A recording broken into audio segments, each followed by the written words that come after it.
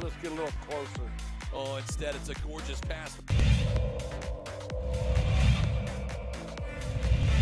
Here's what Hill's gonna just shoot it. He's going to go all the way. He's gonna fire at the buzzer and he hits.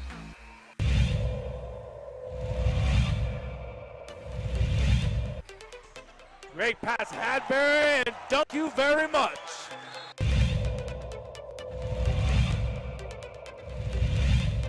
Tie in the district. Inside, fly, Eagles. Chavez uses some athleticism. And then Morris down low, able to finish. You called it, Steve, in 10 seconds. And look at this, stripped, stolen Watson. Christian Lucero beats the buzzer. Here's Ian Chavez, the sharpshooter. Got it. Couldn't have said that any better. He answered the question. He On got a another steal one. at the buzzer. Back to back for Chavez. To the paint. Medina from the volleyball lines. Medina wants another one from deep. Oh, he wants 10. Give him 10.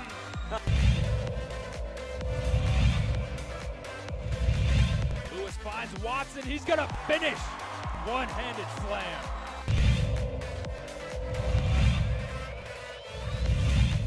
Vista, but just all the different scenarios we could see potentially play out ahead of the state tournament.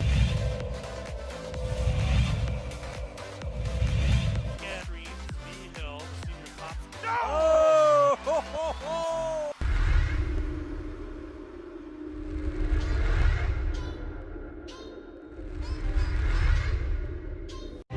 What is glamour? Frailty. What is desire? Diamonds. They say a life lived without passion is hardly worth living. Ma'am? Ma'am? Ma'am? Dang, this one made me feel all special.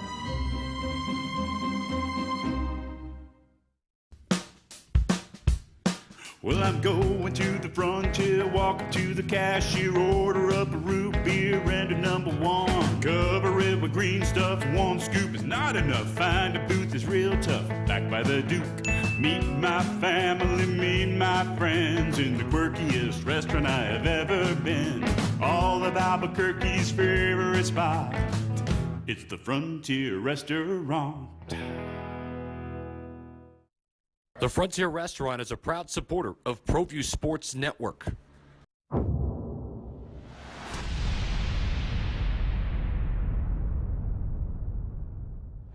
Welcome to the place where we talk about people getting punched in the face. This is Cage Minds. I'm Mike Frankel. We're presented by the Red Menace. Of course, we're going to talk about combat sports. It's fight week for us locally.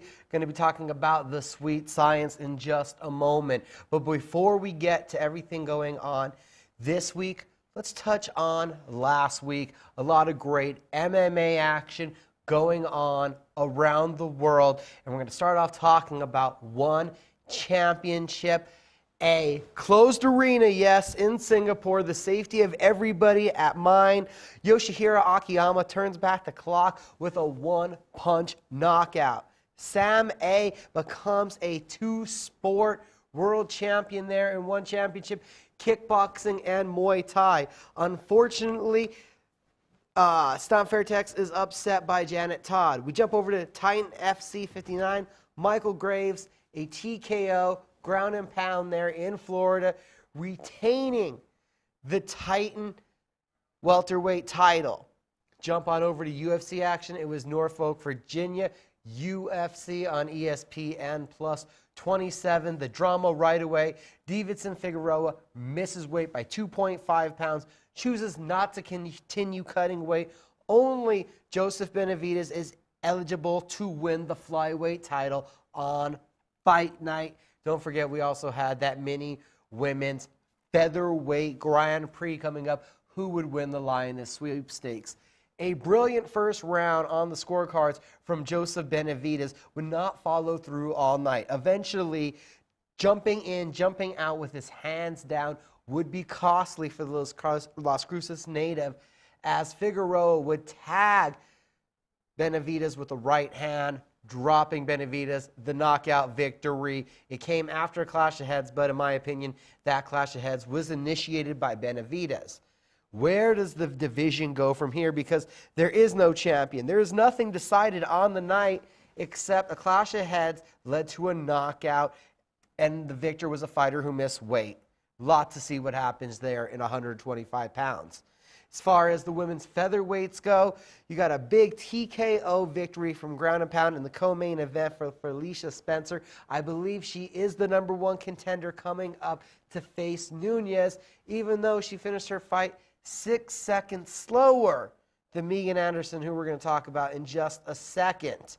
It was a great effort from Spencer, dragging the fight to the ground. Did not look great in the stand-up, but looking great in the stand-up was Megan Anderson, who scored the one-punch knockout of Zara Fiera. Now, in this sweepstakes for who's going to fight Amanda Nunes for the featherweight title next, it's important to know that even though Anderson has won 2 fights in a row and Spencer only won, Spencer holds a victory over Anderson. That could be a huge defining factor. Give Anderson more time to grow. Spencer would have to obviously get Nunes to the ground. Well, Anderson would look to strike with her.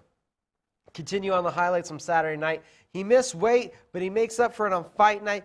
Grant Dawson now 3-0 inside the octagon, getting the submission victory over short notice replacement Derek Minner. Can't overlook, though, Dawson missing weight, a great performance, but you got to be professional there on the scale to keep moving up the ranks. But other domination when they hit the ground, just making Minner will and getting the rear naked choke.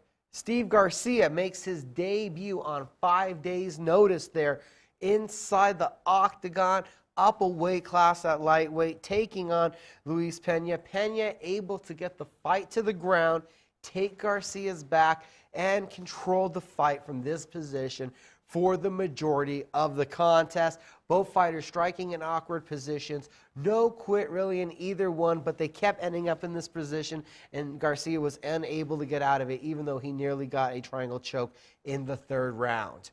Talking about submissions, a great one from Jordan Griffin here. He pulls off the guillotine choke on TJ Brown. 0 for 2 in the octagon. Now he picks up his victory. A huge one for Jordan Griffin. If you're able to see it in real time, it was a dynamic finish. And kicking off the card, Spike Carlisle with a devastating elbow combination pattern drops down along Cruz to the ground from mount, pounds away. Spike Carlisle, a dynamic short notice debut inside the octagon, somebody to keep an eye on. Last week, I had mentioned to you that we had a pair of fighters locally from Jackson's Acoma heading up to Colorado for the King of Sparta competition. Can report to you that both Jesse and Aaron won their first fights, the boxing match, and both lost decisions in the kickboxing bout. Congratulations to Jacoby Jones, who won the lightweight amateur King of Sparta competition, and Miguel Perez, who won at flyweight. News in the boxing world, Wilder Fury 3 looks like it will be happening July 18th. Slideshow went by a little faster than I thought it was going to. That flyweight division in peril. Davidson Figueroa, he wins, but he doesn't get the title. He misses weight.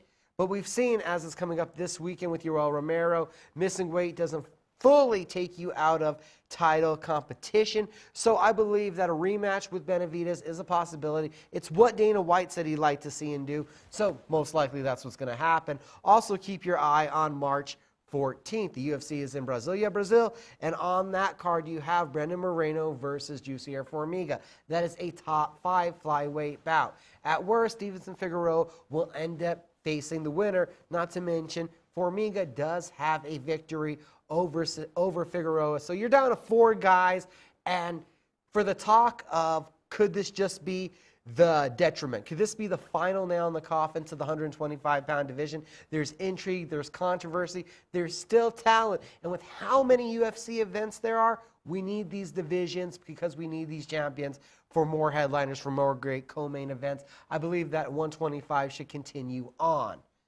We continue on, and we're going to look at what's coming up this week. A lot of MMA action, including 2 great cards on UFC Fight Pass Friday night. Start off in Kansas City, Missouri, where you got Invicta FC Phoenix Rising 3, the women's bantamweight tournament, and in the main event, unbeaten Lisa Zarazo versus Julia Strolinovko for the vacant women's bantamweight title. 135-pound action featured there. And unfortunately, if you haven't heard the news, our very own Amber Brown was going to be in a rematch with Shanna Jacobson. Injury has caused Brown to pull out from that contest. Best wishes to Amber. LFA is in Dallas, Texas at the Bomb Factory. Main event, you're going to see Damon Jackson, UFC PFL vet, former Legacy champion, taking on Brazilian Moraro Shoot. Then also in the co-main event, you have unbeaten Matt Dixon taking on Justin Patterson. Former Legacy heavyweight title challenger Vernon Lewis meets Contender Series vet Austin Lane. On the feature card, that is also on UFC Fight Pass. Then we talk about the big one, UFC action this weekend from Las Vegas. Michael Carlisle is going to be out there live. You have UFC 248, 2 title fights there. The main event, Israel Adesanya defending the middleweight title against Yoel Romero. Yoel Romero, the guy that we are arguing about, doesn't matter if you make weight. He's lost his last 2 fights. Yes, close decisions, but he's also missed weight for 2 title fights. 1-3 in his last 4, 2-2 on the scale. But what it is that he's a vicious knockout artist, an explosive athlete, a silver medalist from the 2000 Olympics in wrestling. He has the ability to win. He is a tough fight. He is a devastating finisher. Adesanya is the style bender. He is a brilliant 80-fight vet as a kickboxer, looking to, in his words, make his 2nd title defense. He feels that he won the title against Gastelum, defended it against Whitaker. This one is a clash of egos, a clash of phenomenal athletes, of knockout artists, something truly to check out as the UFC is there in Las Vegas. The co-main event, also a title fight, the women's strawweight division. Zhang Weili, the Chinese champion, defending against the first champion that really captivated everybody's imagination and took over the strawweight division. Joanna Jędrzejczyk has the opportunity to regain her title here. Weili won the title in the dramatic fashion, stopping Jessica Andrade with violent strikes. Nobody figured the fight would go down in that fashion. Jędrzejczyk, as we know, coming off of a win over our very own Michelle Waterson, a fight that was a war. I was live in attendance there in Tampa. So is Jędrzejczyk still looking very good? She does, but does she still look great? Not really. Won her last 2 at 115 pounds. Decisions over Waterson and Torres, but it hasn't been the same ferocity, the same violence. What we've seen is that Jędrzejczyk has been used to fighters trying to take her down. What will it be like with Zhang Li wanting to exchange strikes? Because that's what she's done in most of her fights. But don't underestimate the clinch war that these two could have. Couple other great fights on the main card that you have to look forward to. You have Beneil Dariush and Dakar Close. This one highly anticipated as Close is on a 3-fight win streak. Dariush has been ranked in the top 15 many times. It's the opportunity for Close to get that number next to his name. A great grinder. Can he find a finish? Neil Magny was ranked big. He stumbled. He's coming off of a win. But Zhang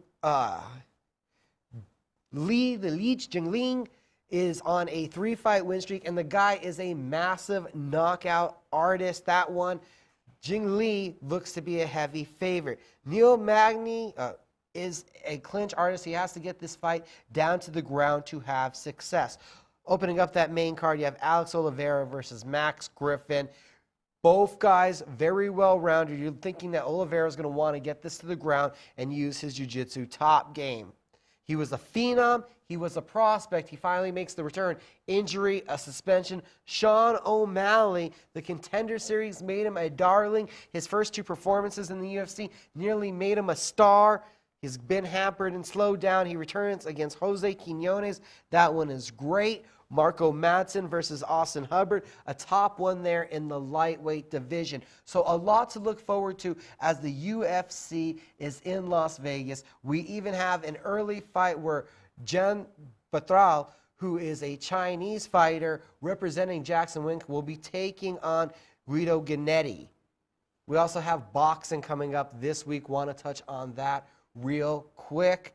CageMinds.com has the article as Matthew Diamond Boy Griego has a new opponent for March Madness. No poster, but teammate of Rene Baldonado, Boris, will be replacing Baldonado, who had a visa issue. So instead of a 15-2 fighter, Griego's going to take on an 11-4 fighter. Still a tough task in front of him. And then we have 3 weeks later right here on ProView Network's updated card on CageMinds.com, where we're going to have March Madness. You got Jason Elorcancito Sanchez in the main event. His brother is on the card. Angel Baby is in a feature fight. Leo Gashanov is making his pro debut. Can Gabe Gabaldon continue his undefeated streak? And not to put pressure, but also the son of Victoria Cisneros will be making his pro debut. So a lot to look forward to right here on ProView Network's March Madness on the 28th. And a lot more to look forward to right here on Cage Minds. We got a lot more to still talk about. Don't sacrifice quality of flavor when you're in a hurry. Golden Pride offers ribs, fried chicken, green and red chili breakfast burritos, and Frontier Cinnabons. 4 great locations, or visit us online at goldenpride@abq.com. Golden Pride Barbecue Chicken and Ribs, proud supporter of ProView Sports Network. Car Crafters, proud supporter of ProView Sports Network. Are you sure we're supposed to be doing this? Don't worry, I've watched him do it 1,000 times. Come on, what's the worst that can happen? No! Bad dog! Hi, welcome to Car Crafters. What happened? Don't worry, we'll make it like it never happened. Car Crafters, it's like it never happened. Sadie's is a proud supporter of New Mexico high school sports and athletics, and we here at ProView Networks would like to thank Sadie's for their continued support in helping us bring you all of your New Mexico high school sports coverage. Jackson Compaction wants to help you keep your green. And keep the community green as well. Jackson Compaction has worked hard to maintain the same prices since day one. Always easy and painless trash removal with professional crews and quality service. If it's non-hazardous waste, debris, or trash on your land, leave it to us. At Jackson Compaction, we're dedicated to ensuring the conservation of our environment. You trash it, we smash it. Jackson Compaction, we've earned a reputation for great results. St. Clair Winery and Bistro has been renamed in honor of our founders, the Lascombe family. D.H. Lascombe Winery and Bistro continues to deliver the same exceptional wine and food experience you've come to expect since 2005. Visit us today, D.H. Lascombe Winery and Bistro. Stop living with summer heat. Get a super efficient AC systems from Sunshine Plumbing and Heating and eliminate all worry for a full 10 years. Now that's a bold guarantee. Call now and get your free system design consultation and learn more about how our bold guarantee can help eliminate your worry for a full 10 years. Comfort you can afford. Call Sunshine Plumbing today, 296-3188. Is this my car? State Farm knows that for every one of those moments, This is ridiculous! there's one of these. Is this my car? What? This is ridiculous. This can't be happening! This can't be happening. Oh, it's happening, sweetheart. Oh, it's happening, sweetheart. Shut up. Shut up! That's why State Farm is there, with car insurance for when things go wrong, but also here with car loans to help life go right. State Farm. Talk to State Farm agent Marty Size or Michelle Rudolph in Albuquerque today.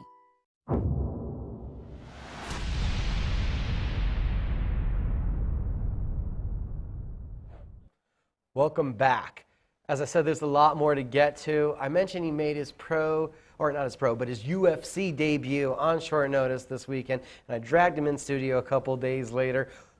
Mean Machine's right here with me, Steve Garcia. Dude, a couple days ago, you made your UFC debut. Thanks for being here. Hey, man, thanks for having me on the show. So, 5 days notice. Wow, that's quite chaotic. Give us the story. I got the call, I want to say, like at 11. No, actually, probably a little bit sooner. Seemed it was a possibility, like 10:30, 11 o'clock. And they asked me if I was wanting to fight at 155. And I was like, sure. I just didn't know, like, when. I was like, when is it? And they told me, like, it's Friday. I was like, okay. I was like, well, who's the opponent? They told me Luis Pena, and obviously I knew who that was. I think a lot of people do, right? That follow the sport at least. And I was like, okay. I was like, he's normally pretty game, so I was like, I'm in. But I was like, I don't know if I'm gonna be able to swing it with my coaches. He's like, bro, you gotta just talk to him. Go talk to him.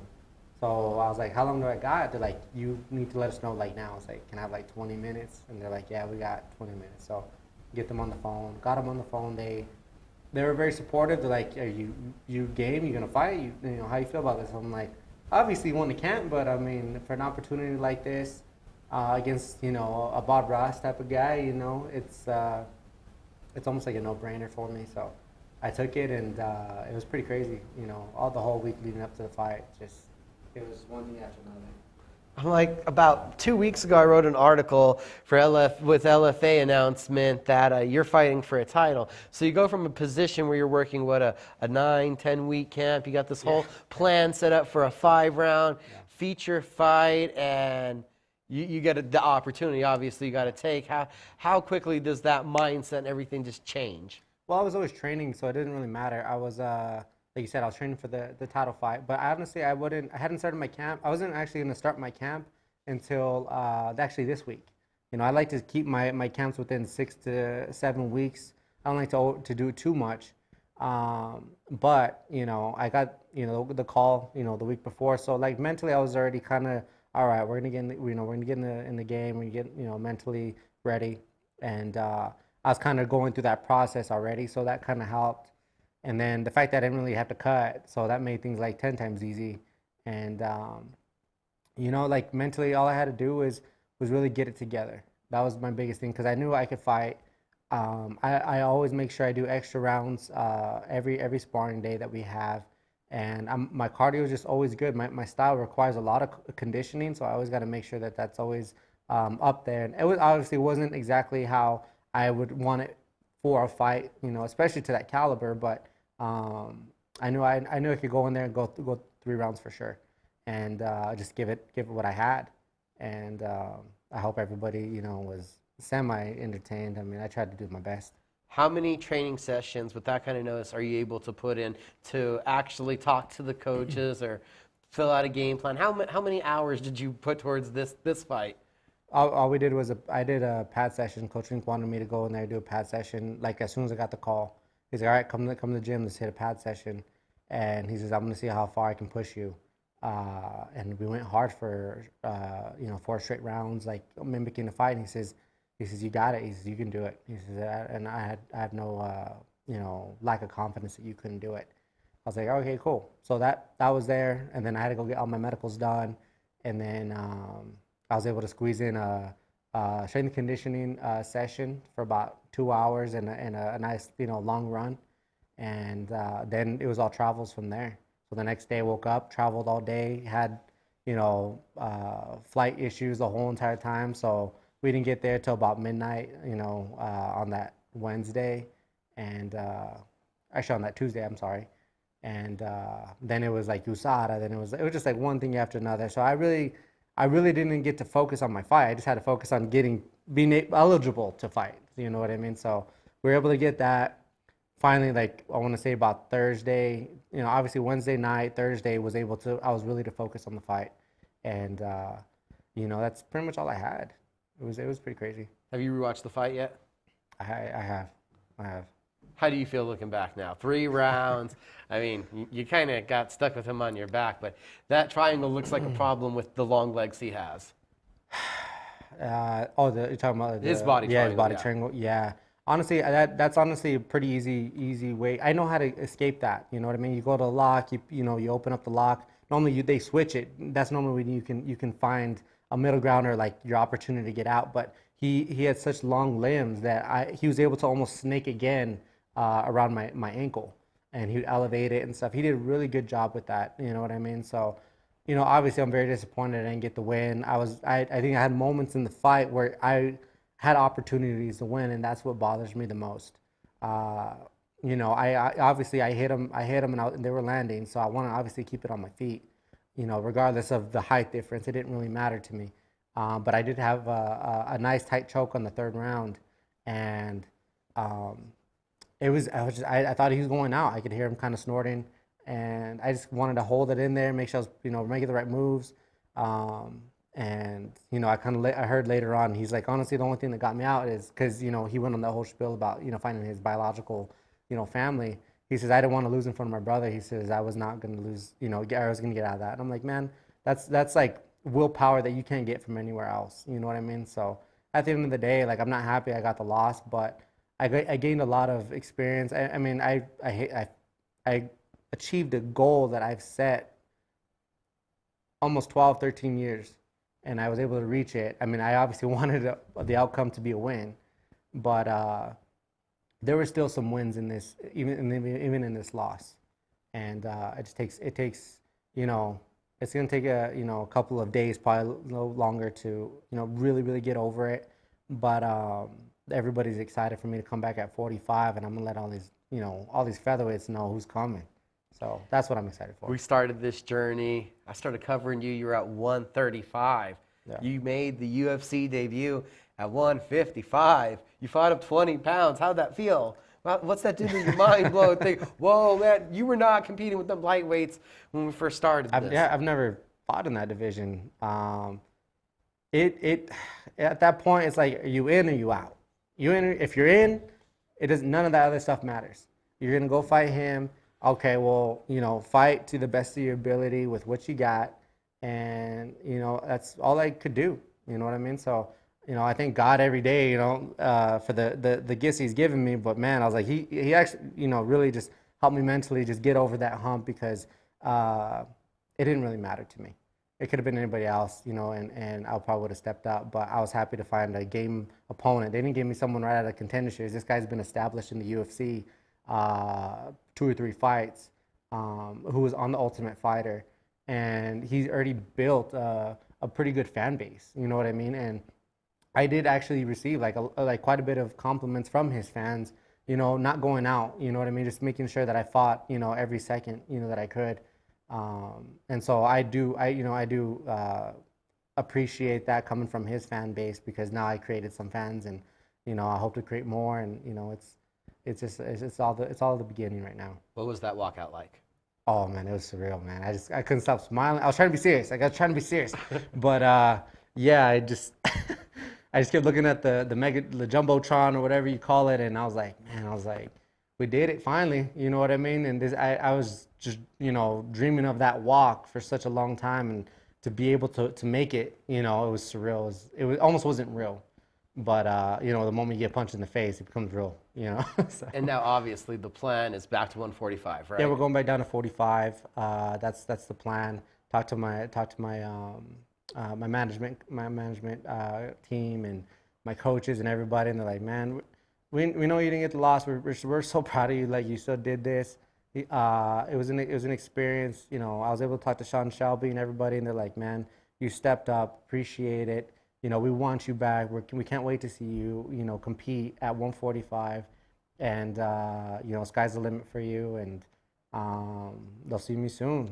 So tell everybody where they can follow you on social media. Yeah, come check me out, guys. At MeMachine505 on Instagram, and then I have a Facebook. Just follow me up at Steve Garcia, and I'd love to hear from you. Come follow me, and see what's next. We're gonna have something good coming up in the next couple of months, and I can't wait to share it with everybody. March Badness is this Saturday at Isleta Resort and Casino. Don't forget about the UFC event. Today there's a press conference at Isleta at 777s. You can't make it out. The Cage Minds Combat Sports News Facebook page will be streaming everything live. Thanks for watching this week.